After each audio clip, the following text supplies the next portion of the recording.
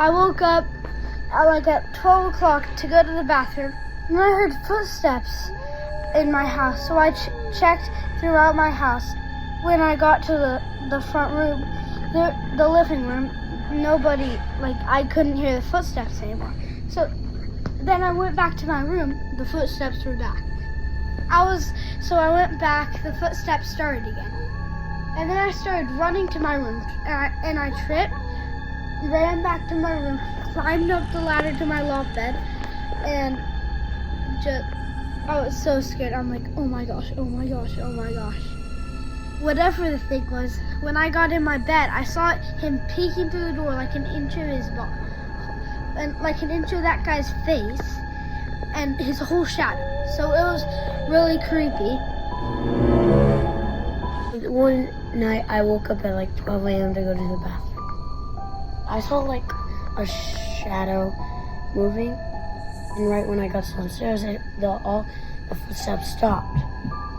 So I went back upstairs to my room, right when I got into my bed, the footsteps started getting louder. And I went downstairs to investigate. I turned on the lights, saw nothing. All I saw was nothing. I was scared and turned off the lights, and I saw an inch of the head peeking off the wall. And then I hid, and then I saw a big shadow on the wall. So I ran back upstairs into my bed, and the footsteps started getting towards me. So I hid under my cover and also turned on the lights. And when I turned on the lights, nothing was there. I went back to bed and had a nightmare about it. This is the story of how I died. Just kidding, that's from the movie Tangled. But this experience really did happen to me, and it's something I'll never forget. It was my 38th birthday. We were going to one of my favorite restaurants, Red Lobster, because they were doing the Shrimp Fest, all you can eat shrimp for a reasonable price, and I was very excited. I hadn't had lunch, so I was super hungry.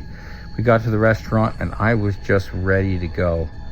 And so after we sat down, our waiter came over and asked, what'll it be?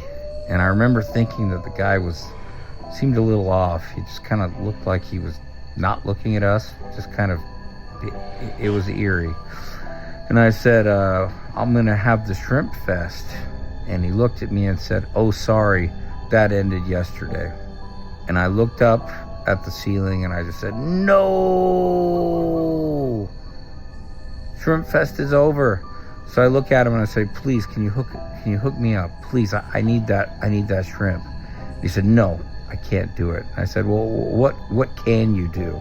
I was starting to get frustrated. He said, hey, easy, buddy. I don't make the rules. And I, at this point I was upset. I said, clearly you don't. And at that point, he looked at me very menacingly, almost like violently. So I decided to change my tactic and say, oh, it's okay, it's fine. I'll just have some fish. And I was starting to get very nervous. When he came back with our drinks, he gave me a weird look, making me think, what is he planning? This guy seems totally psycho.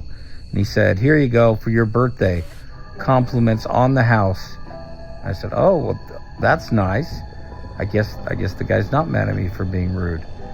So he hands me the Diet Coke and I start to sip it. And as I'm sipping it, he looks at me and he's just smiling weirdly.